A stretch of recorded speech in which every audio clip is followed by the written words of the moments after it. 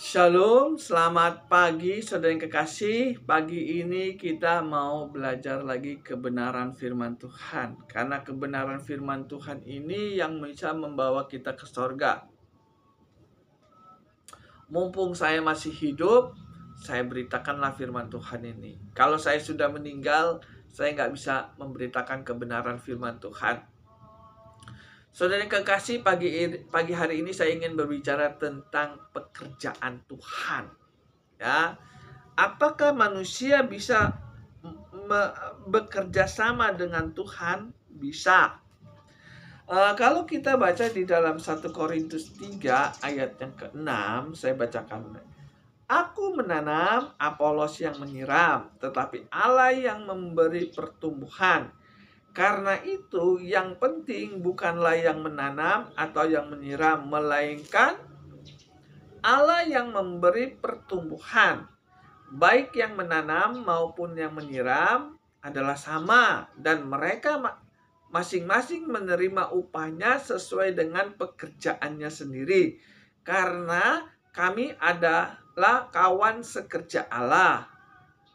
Kamu adalah ladang Allah, bangunan Allah. Ini Rasul Paulus berbicara kepada jemaat di Korintus. Dia mengatakan, saya yang menanam, Apolos yang menyiram, Tuhan yang memberi pertumbuhan. Jadi Rasul Paulus, Apolos, dan Tuhan bekerja sama menanam. Apa yang ditanam? Firman. Bukan nanam sayur, bukan nanam pohon, tadi menanam firman. Siapa yang ditanam? Jemaat di Korintus. Jemaat di Korintus, Rasul Paulus menanam firman kepada jemaat Korintus. Nah, yang ditanam firman. Firman itu bukan punya Rasul Paulus, punya Tuhan. Jadi Tuhan, Rasul Paulus, dan Apolos bekerja sama menanam firman Tuhan kepada jemaat di Korintus. Itu maksudnya. Saudara yang kekasih, begitu juga saya sebagai hamba Tuhan. Saya memberitakan kebenaran firman Tuhan di YouTube ini, itu termasuk saya bekerja sama dengan Tuhan. Saya menyampaikan firman Tuhan ini di YouTube, berarti saya sedang menanam firman Tuhan kepada yang mendengar YouTube saya. Saya pernah mendengar teman, ya, dia kerja di Amerika. Gajinya, kata dia yang kerja, kan dia yang tahu, saudara yang kekasih. Saya mah nggak tahu. Dia bilang begini, gaji saya di Amerika itu 100 juta. Belum kalau akhir tahun dapat bonus ratusan juta lagi. Ya, dia kerja di Amerika dapat sebulan 100 juta lebih sama bonus. Nah, saya mikir, kalau saya kerja sama Tuhan, kira-kira gaji saya berapa ya? Ya, karena Tuhan membuka lowongan kerja juga. Tuhan membuka lowongan kerja untuk melayani dia. Kasar ngomongnya pembantu. Saya pembantu Tuhan. Saya membantu pekerjaan Tuhan. Apa yang saya kerjakan? Memberitakan kebenaran firman Tuhan, berhubungan dengan surga. Ya, saya khotbah ini berhubungan dengan surga. Ya, siapa yang disasar? Siapa yang kerjanya sama Tuhan? Caranya memberitakan kebenaran firman Tuhan ke YouTube ini. Sasarannya siapa? Sasarannya manusia. Saudara mendengar YouTube saya ini, itu sama saya sedang menanamkan firman Tuhan kepada saudara. Yang tadinya saudara nggak ngerti firman Tuhan, menjadi ngerti. Ya, itu maksudnya. Pagi hari ini saya ingin berbicara caranya bagaimana kita bisa masuk surga. Itu tugas saya. Maaf bicara ya saudara yang kekasih, saya ngomongnya agak jorok nih. Karena ini menyangkut tentang yang gak enak didengar. Kasar ngomongnya agak gak sopan. Tapi saya harus mengatakannya supaya jelas masalahnya. Sekali lagi saya minta maaf nih. Saya ingin berbicara tentang tai. Tai saudara tahu ya, kalau saudara berak tuh kan keluar tai tuh ya. Ya, sekalipun tai itu kita balut dengan emas atau Sekalipun tai itu kita lapisi dengan emas, tai itu tetap bau. Apalagi kalau dia makan jengkol atau makan pete. Sekalipun dilapisi dengan emas, tai itu pasti tetap bau. Begitu juga dengan dosa. Ya, sekalipun dosa itu dilapisi atau ditutup dengan kebaikan manusia, atau dosa itu ditutup dengan doa-doa kita, maka dosa itu nggak bisa lepas dari kita. Dosa itu tetap di dalam hidup kita. Kalau nggak bisa lepas, dosa itu melekat dalam hati kita, melekat di dalam hidup kita. Makanya tabiat manusia itu dosa. Makanya sebaik apapun saudara, doa saudara sebanyak apapun saudara, dosa itu nggak bisa lepas dari saudara. Apa benar omongan saya ini ya? Dosa itu nggak bisa lepas dari hidup kita. Sekalipun kita berbuat baik, dosa itu nggak bisa lepas. Kalau kita baca di dalam Roma 3 ayat yang ke-10, saya bacakan ya. Tidak ada yang benar seorang pun tidak. Tidak ada orang yang berakal budi. Tidak ada seorang pun yang mencari Tuhan. Jadi di sini kan tidak ada yang benar seorang pun. Sebaik apapun saudara, sebanyak apapun doa saudara, saudara nggak benar di mata Tuhan. Ini firman Tuhan. Kalau kita baca lagi ayat 23, saya bacakan ya. Karena semua orang telah berbuat dosa dan telah kehilangan kemuliaan Allah. Karena semua orang telah berbuat dosa. Jadi kasar ngomongnya, manusia itu gak bisa lepas dari dosa. Sebaik apapun saudara, sebanyak apapun doa saudara, dosa saudara pasti melekat dalam hidup saudara. Sekalipun di dalam kandungan, kata Tuhan, dosa itu sudah ada dalam hidup kita. Apa benar orang bayi itu berdosa ya? Ini firman Tuhan mengatakan, kalau saudara baca di dalam Mazmur 51, Mazmur 51 ayat yang ke-7 saya bacakan ya. Sesungguhnya dalam kesalahan aku diperanakan, dalam dosa aku di kandungan ibuku, dalam dosa aku di kandungan ibuku.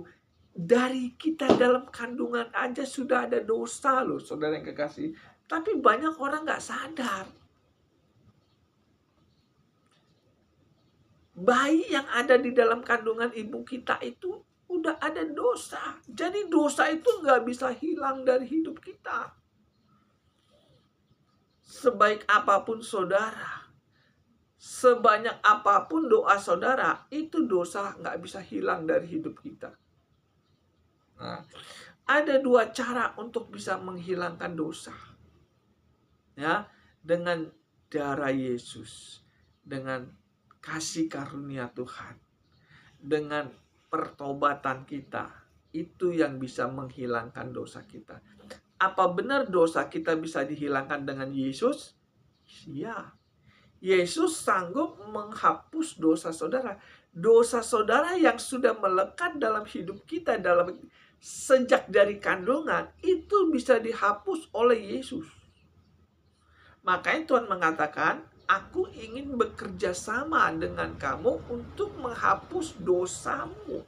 Jadi kalau Tuhan mau bekerja sama-sama kita, puji Tuhan. Rasul Paulus, Apolos, dan Tuhan ingin bekerja sama dengan saudara untuk menghapus dosa saudara. Apa benar Tuhan bisa menghapus dosa kita? Jangan bisa ngomong doang, nggak ada bukti. Ya, kadang-kadang orang bisa ngomong tapi nggak ada bukti toh. Tapi Tuhan ada bukti bahwa Tuhan akan menghapus dosa saudara. Kita baca di dalam Yohanes 1 ayat 29. Saya bacakan ya. Yohanes 1 ayat 29. Yohanes 1 ayat 29. Saya bacakan ya. Pada keesokan harinya, Yohanes melihat Yesus datang kepadanya dan ia berkata, "Lihatlah anak domba Allah yang menghapus dosa dunia." Nah, di sini dikatakan Yohanes melihat Yesus, lalu Yohanes mengatakan, "Lihatlah anak domba Allah yang menghapus dosa manusia." Jadi Tuhan ingin menghapus dosa saudara. Saya menyampaikan firman Tuhan, saya menanam firman Tuhan kepada saudara. Firman Tuhan ini bukan punya saya, saudara yang kekasih. Punya Tuhan, saya hanya menanamkan firman Tuhan ini kepada saudara. Nah, Tuhan ingin kerjasama sama kita. Saudara mau nggak dosa saudara dihapus? Lihatlah anak domba Allah yang menghapus dosa manusia. Kita nggak bisa menghapus dosa kita sendiri. Sebaik apapun saudara, sebanyak apapun doa saudara sebanyak apapun nggak bisa menghapus dosa saudara. Yang bisa menghapus dosa saudara adalah firman. Lihatlah anak domba Allah yang telah menghapus dosa kita. Jadi kita harus kerjasama. Jadi dosa kita bisa dihapus sama Tuhan kalau kita menerima Dia sebagai Tuhan. Kalau saudara menerima Yesus sebagai Tuhan, maka dosa saudara akan dihapus. Kalau kita baca di dalam Markus 16 ayat 16 ya, saya bacakan ya. Apa benar orang yang percaya Yesus akan diselamatkan? Markus 16 ayat 16. Saya bacakan. 16. Markus 16 ayat 16, siapa yang percaya dan dibaptis akan diselamatkan, tetapi siapa yang tidak percaya akan dihukum. Jadi untuk bisa menghapus dosa kita, kita harus percaya Yesus sebagai Tuhan.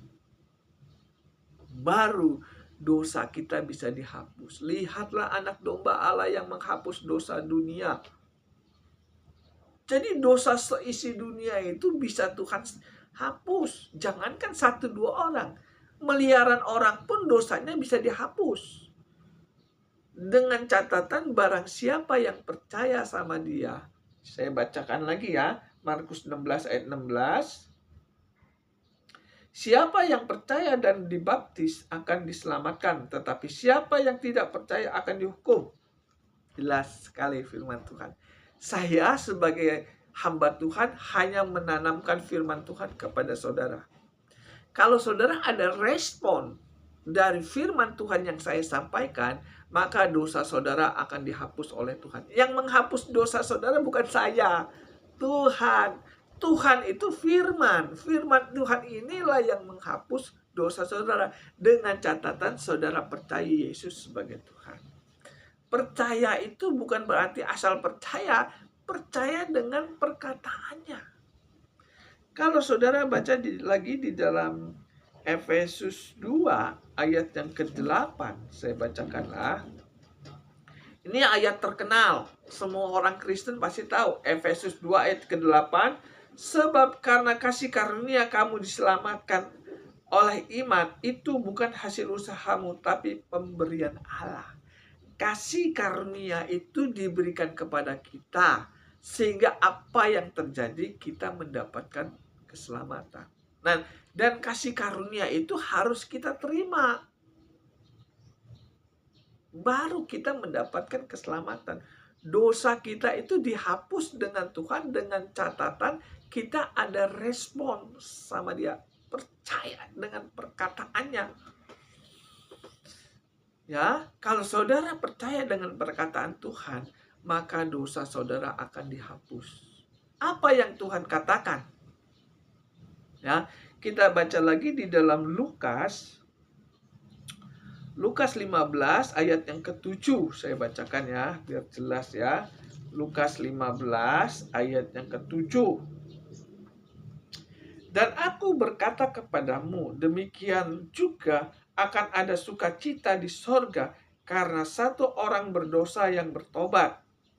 Saya bacain ulang ya, di dalam Lukas 15 ayat yang ke-7, aku berkata kepadamu, demikian juga akan ada sukacita di sorga karena satu orang yang berdosa yang bertobat.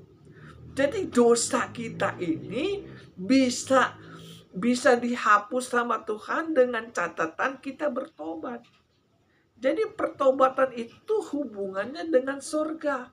Tuhan mengatakan, di sorga ada pesta kalau orang yang berdosa bertobat. Jadi kasih karunia itu kerjasama dengan pertobatan kita. Setelah kita mendapatkan kasih karunia, kita bertobat, maka di sorga ada sukacita. Jadi kasih karunia itu adalah pemberian Tuhan kepada kita. Nah, respon kita harus kita bertobat. Jadi orang yang bertobat itulah yang mendapatkan kasih karunia. Jelas ya, selama ini banyak orang Kristen tidak tahu. Bahkan hamba Tuhan menuntut mendapatkan kasih karunia, tapi nggak mau bertobat. Nggak bisa. Saudara tidak akan mendapatkan kasih karunia kalau saudara nggak bertobat. Dosa saudara tidak akan dihapus sama Tuhan kalau saudara nggak mau bertobat, itu maksudnya. Karena banyak orang Kristen nuntut kasih karunia.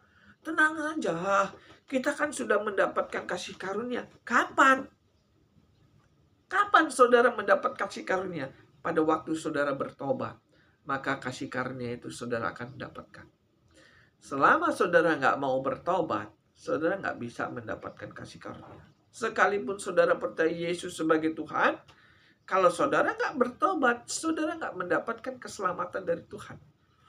Makanya di dalam Markus 16 ayat 16 disebut, barang siapa yang percaya dengan perkataan Tuhan. Apa yang Tuhan katakan?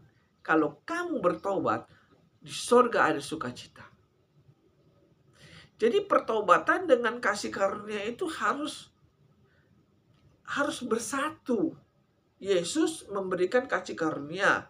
Kita ada pertobatan. Ketemulah antara pertobatan kita dengan kasih karunia. Sehingga apa yang terjadi? Dosa kita dihapus.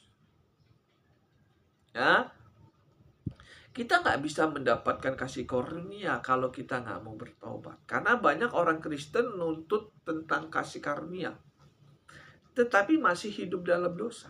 Ya nggak bisa mendapatkan keselamatan.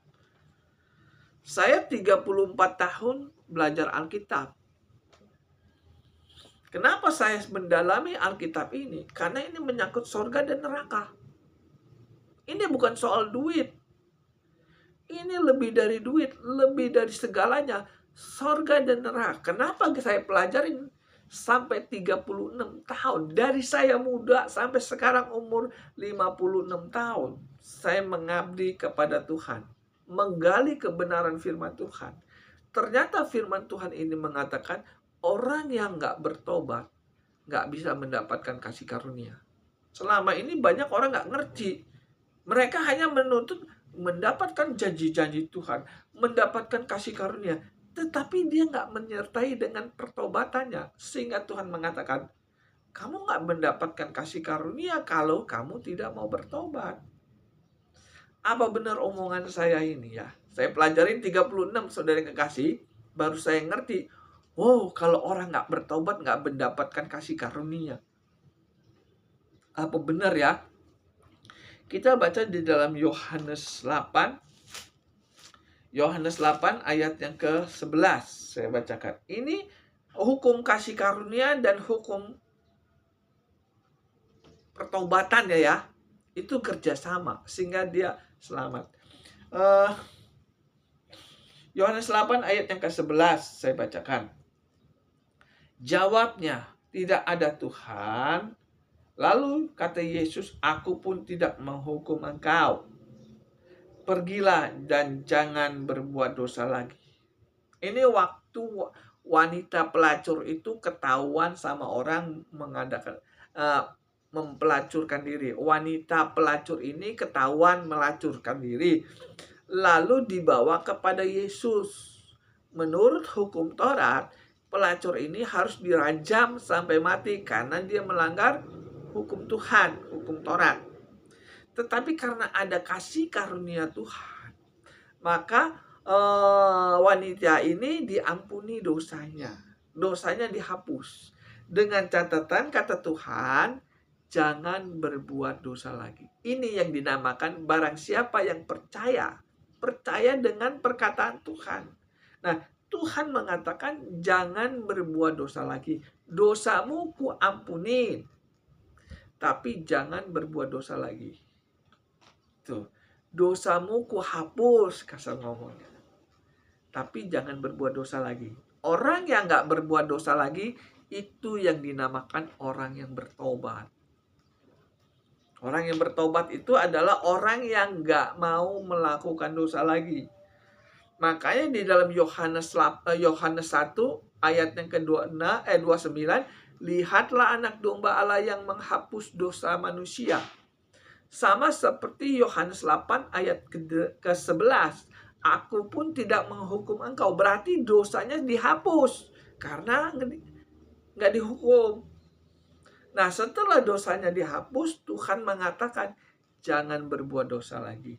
Jadi hukum kasih karunia dengan hukum pertobatan itu harus kerjasama.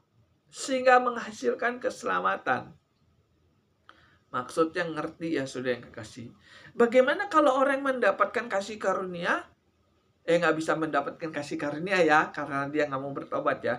Karena ada orang yang menuntut kasih karunia, tapi dia nggak mau bertobat, masih berbuat jahat. Orang yang berbuat jahat nggak mendapatkan kasih karunia.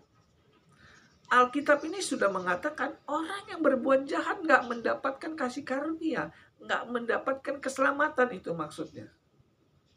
Kalau saudara baca di dalam Matius 7 ayat 21, ini adalah kalau Matius 7 ayat 21 ini hasil dari hidup kita di dunia. Ya, Matius 7:21 saya bacakan. Mana nih? Matius 7 ayat 21. Pada hari terakhir banyak orang akan berseru kepadaku, Tuhan, Tuhan, bukankah kami bernubuat demi namamu, mengusir setan demi namamu, dan mengadakan banyak mujizat demi namamu juga? Pada waktu itulah aku akan berterus terang kepada mereka dan berkata, aku tidak pernah mengenal engkau, nyala dari hadapanku kalian pembuat kejahatan. Dia percaya Yesus sebagai Tuhan. Tetapi kenapa dia ditolak Tuhan masuk surga? Karena dia nggak mendapatkan kasih karunia. Kenapa dia nggak mendapatkan kasih karunia? Karena masih melakukan kejahatan. Ya, orang Kristen, hamba Tuhan yang masih melakukan kejahatan, dia nggak mendapatkan kasih karunia. Dia nggak mendapatkan keselamatan. Dia nggak mendapatkan surga setelah mati. Ini banyak orang Kristen nggak tahu bahwa mereka sangka kalau sudah percaya Yesus pasti masuk surga. Ya enggak.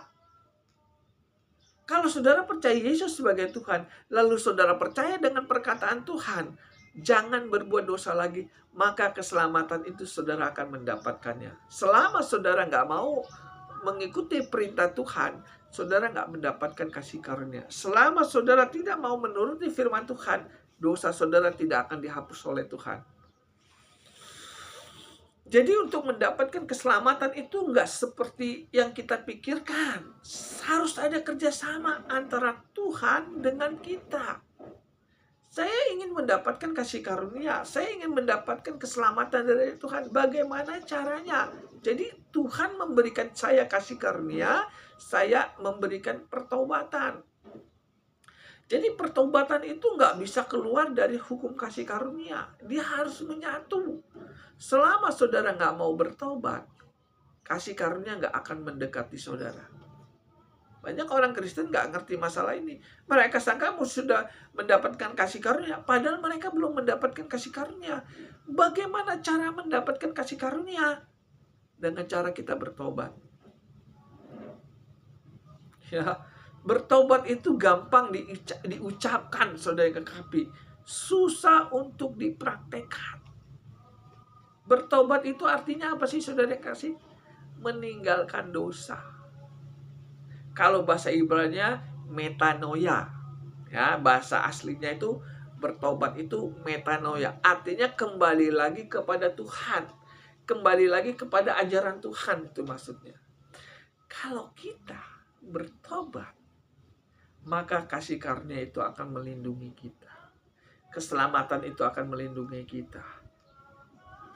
Tuhan akan menghapus dosa kita kalau kita ada pertobatan. Bertobat itu artinya orang yang meninggalkan dosa. Ngomongnya gampang, prakteknya susah. Sekelas pendeta aja belum tentu dia mau bertobat. Sekelas pendeta belum tentu dia mau meninggalkan dosa. Contohnya pendeta besar tuh yang punya karunia. Matius 7 ayat 22, 23 itu kan pendeta besar. Bisa mengusir setan. Menyembuhkan orang sakit. Mengadakan mujizat. Itu kan pendeta-pendeta besar. Tapi kenapa dia nggak bisa masuk surga? Karena dia nggak mau bertobat. Karena dia tidak mau meninggalkan dosa. Sehingga kasih karunia itu nggak bisa melindungi dia. Selama ini banyak orang Kristen nuntut tentang kasih karunia, tapi nggak mau bertobat. Saya sebagai hamba Tuhan, saya sebagai teman sekerja Tuhan menerangkan. Selama saudara nggak mau bertobat, kasih karunia saudara tidak akan mendapatkannya. Selama saudara nggak mau bertobat, dosa saudara nggak bisa dihapus oleh Tuhan. Itu maksudnya. Saya sebagai hamba Tuhan harus menyampaikan isi hati Tuhan. Saya sebagai hamba Tuhan menyampaikan suara Tuhan. Kalau saudara nggak mau bertobat, maka dosa pun tidak bisa Tuhan hapus dari hidup saudara. Makanya saya ingin katakan kepada saudara, sekalipun tai itu dibalut dengan emas, sekalipun tai itu dilapisi oleh emas, tai itu tetap bau. Sejahat apapun saudara, ya, saudara yang kekasih, saya ingin katakan sekali lagi, dosa, sebaik apapun kebaikan saudara, sebanyak apapun doa saudara, saudara tidak bisa menutupi dosa-dosa saudara. Yang bisa menghapus dosa saudara, hukum kasih karunia dan pertobatan kita. Jadi kita mendapatkan pertobatan, kita mendapatkan kasih karunia itu karena kita bertobat. Selama kita nggak mau meninggalkan dosa, saudara nggak mendapatkan kasih karunia. Berapa tahun saudara masih berbuat dosa? Saya ngomong apa adanya. Saya ngomong agak nggak enak lagi didengar, saudara yang kekasih. Dosa itu seperti tai, saudara yang kekasih. Maaf bicara ya, dosa itu seperti tai. Kalau saudara berbuat dosa, itu sama saja saudara makan tai. Tapi banyak yang nggak sadar, dosa itu seperti tai, bau di mata Tuhan. Berapa tahun saudara masih berbuat dosa? Berarti saudara makan tai terus. Tapi nggak sadar. Orang Kristen, hamba Tuhan, kalau masih berbuat dosa, itu sadar atau tidak sadar, dia makan tai. Bagaimana supaya tai itu bisa keluar dari hidup kita? Bagaimana tai itu bisa dikeluar dari hidup kita? Dengan cara kasih karunia dan bertobat. Jadi bertobat itu penting. Karena di dalam Lukas 15 ayat yang ke-7, di surga ada sukacita kalau orang yang berdosa yang bertobat. Orang yang berdosa yang bertobat itu artinya apa? Orang yang nggak mau melakukan dosa lagi. Nah, kalau saudara masih berbuat dosa, saudara mau masuk surga kalau mati, ya nggak bisa kata Tuhan. Di surga itu nggak ada dosa. Kenapa Tuhan menghapus dosa kita? Karena di surga itu nggak ada dosa. Makanya kalau saudara ingin tinggal di surga, dosa saudara dihapus dulu sama Tuhan. Bagaimana caranya menghapus dosa kita? Dengan cara kita bertobat. Setelah kita tidak melakukan dosa lagi, maka dosa itu akan dihapus oleh Tuhan. Kalau kita nggak ada dosa lagi, maka kita bisa diterima Tuhan di sorga. Karena di sorga nggak ada dosa. Yang ada dosa itu di neraka. Kalau di neraka itu dosanya sangat banyak, saudara yang kekasih. Jadi kalau saudara berbuat dosa, itu sama saja saudara makan tai. Kalau saudara makan tai, saudara mati, tinggallah di neraka. Saya ngomong apa adanya ya. Saya ngomong tentang tai ini biar supaya saudara jelas, nggak muter-muter. Jadi orang Kristen yang masih berbuat dosa, itu sama saja dia makan tai. Saya harus ngomong apa adanya, saudara yang kekasih. Karena saya hamba Tuhan, supaya lebih jelas. Di sorga nggak ada dosa. Di sorga nggak ada tai. Yang ada kemuliaan Tuhan. Yang ada tai itu di neraka. Jadi kalau untuk mendapatkan kasih karunia itu, saudara harus bertobat. Matius 7 ayat 22, 23. Ini hamba Tuhan nggak mau bertobat. Tapi dia mau masuk sorga. Kata Tuhan, ya nggak bisa. Lu percaya Yesus tapi nggak mau ngikuti perintah Tuhan, ya nggak bisa masuk sorga. Kan banyak orang Kristen tuh nuntut tentang janji-janji Tuhan ya. Saya sering mendengar pendeta menuntut janji Tuhan. Mari kita mendapatkan janji-janji Tuhan. Bagaimana saudara mendapatkan janji Tuhan kalau saudara nggak mau bertobat? Janji itu apa sih, saudara yang kekasih? Janji itu dari kata perjanjian. Kalau saudara membuat perjanjian sama Tuhan, saudara jalankan, maka saudara akan mendapatkan janji Tuhan. Itu maksudnya. Janji itu artinya seperti ini, saudara yang kekasih. Saudara punya anak nih, sekolah nih. Saudara janjiin sama anak saudara. Nak, kalau lu lulus, dapat ranking 1, papa beliin mobil. Itu janji seorang ayah kepada anaknya. Kalau kamu lulus, dapat ranking 1, dapat mobil. Ternyata anaknya nggak ranking 1. Bahkan dia nggak naik kelas. Kira-kira janji dari bapaknya dapat nggak? Nggak dapat. Begitu juga Tuhan. Tuhan akan berjanji, lu akan masuk surga kalau kamu bertobat. Nah, kalau nggak mau bertobat, janjinya dapat nggak? Ya nggak dapat. Lukas 15 ayat yang ke-7. Di sorga ada sukacita karena orang berdosa yang bertobat. Jangan banyak nuntut janji Tuhan, tapi nggak mau menjalankan firman Tuhan. Selama ini saya lihat banyak hamba Tuhan nuntut janji Tuhan. Tetapi suruh bertobat nggak mau. Dengan 1000 macam alasan. Tuhan mengatakan jangan bercerai.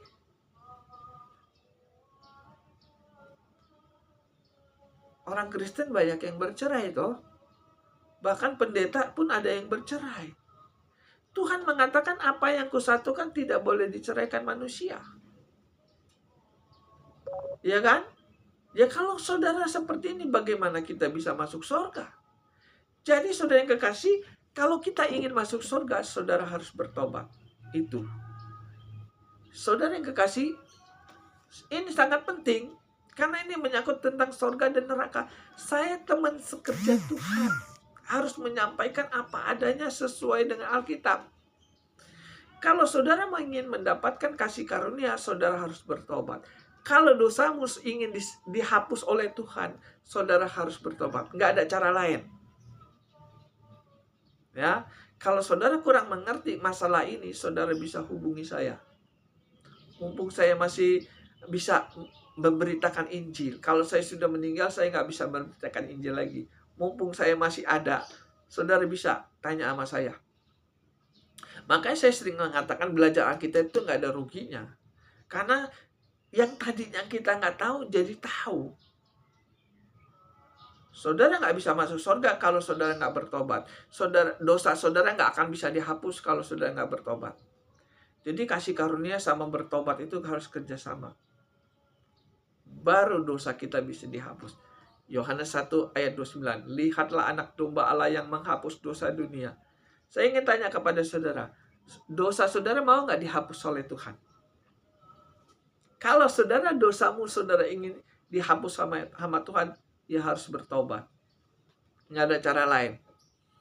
Hanya satu pintu untuk masuk surga. Bertobat dan kasih karunia. Ya, ini lagi yang harus dipelajarin ini. Ini nih, 2 ini. Ini orang Kristen yang bertobat. Ini orang Kristen yang nggak mau bertobat. Saudara pelajarin. Ya, kalau saudara kurang ngerti, saudara pelajarin. Mumpung masih hidup, pelajari firman Tuhan. Mumpung masih ada yang mau ngajarin, kesempatan.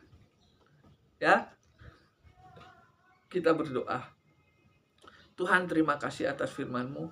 Ajari kami untuk menghapus dosa kami masing-masing, agar kami mendapatkan keselamatan dari Engkau. Tuhan, berkati orang yang mendengar YouTube saya, dan berkati juga saya yang memberitakan kebenaran firman Tuhan ini. Dalam nama Tuhan Yesus, haleluya, amin.